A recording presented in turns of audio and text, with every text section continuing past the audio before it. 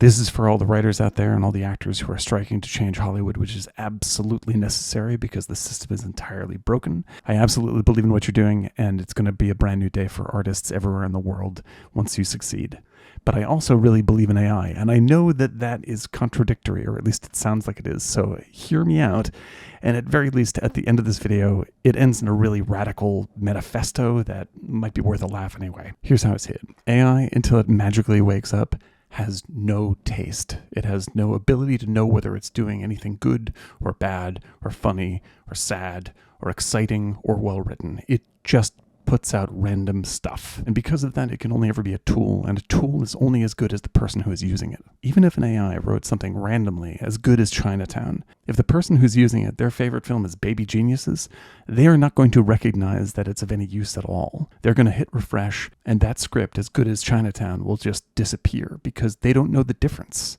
Now, before we keep going, I absolutely believe in taking AI companies to court to make sure that they operate with respect to artists' output, skills, and value. That's how these things get better. When you invent the car, you also have to come up with a whole lot of legal challenges to create regulations so things can operate safely.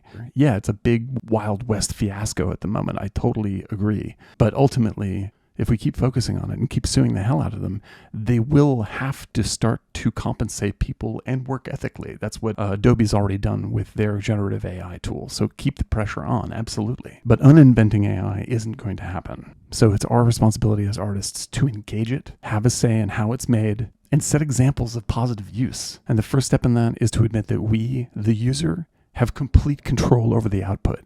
Think about this. Like if you took some rando studio executive and Greta Gerwig, and you put them in a room and said, like, at the end of the day, I need a script from both of you. And I want you to use AI as some part of the process for generating that script. When they turn stuff in, who do you think is going to turn in the better screenplay? She's going to turn in a great script because she has taste and is a real artist. She's not going to take what the computer gives her because that's what you're supposed to do. She's going to say, some of it was useful, some of it wasn't. It sped up this part of the process or not. But here's your script. And it's good because I'm Greta goddamn Gerwig. The rando studio executive will turn over a completely hack generic action thriller made for instant consumption on streaming because that's how good a writer he is. He wouldn't know a great script if it was literally randomly generated in front of his face. And unlike Gerwig, he probably wouldn't even mess with it too much. It's fine, people are stupid. Put Chris Pratt in. People eat this stuff up. No offense, Chris Pratt, I love your work. And I also watch all those dumbass action things you make. But I own a copy of Little Women. The studio exec is a hack. And you know what he'll be with AI? A faster hack. Say the creative industry is taken over by AI and all screenplays are terrible. How long do you think the audience would put up with that? Audiences don't care if things are written by AI or not. They want them to be good. And if AI, managed by a bunch of studio hacks, turns the entire streaming field into generic junk, they won't put up with it. They'll look for good stuff, even if it's made by good old humans.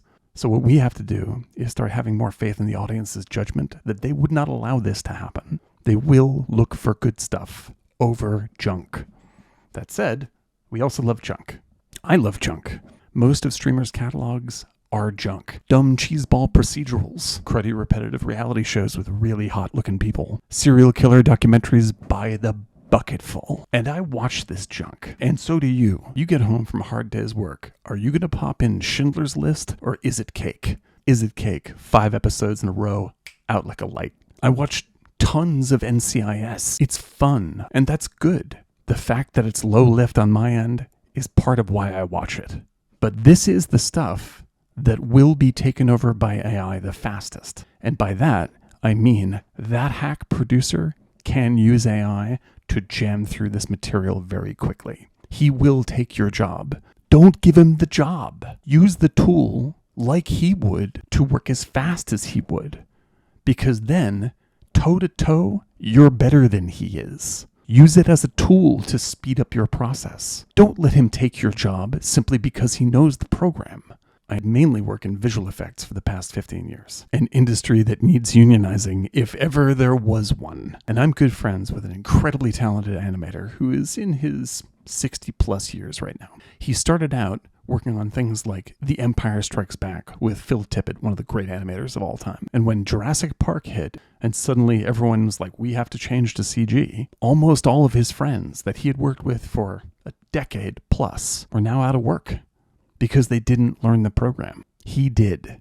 And he's still animating, and he's still in demand, and he's still as good as he ever was. He changed with what the demands were because he realized the art doesn't come from the tool. The art comes from him. And that brings me to the manifesto. I firmly believe the studios are fighting you so hard because they know one thing. The studios are no longer needed. You are the artist. They are the middlemen. Their entire business model is designed around trying to convince you that you work in a diamond mine, when actually you are the diamonds. So my big question is, why ask for concessions when you control the means of production? If you use the tools that are available to you right now, get good at them, including AI, then there's nothing they offer that you can't do. What do you need? Distribution? You can do this with any number of direct platforms. Most of the big ones are free. You don't have to spend your creative time and energy sitting in really nice, expensive lobbies, waiting for an assistant to come out and say, so-and-so's ready to see you now, just before they tell you no, and drive off in their BMW. Do you need a camera? You probably have a 4K camera in your pocket. Do you need actors? You're striking with them. Create new networks of creatives that empower each other out of respect and art. This isn't about AI.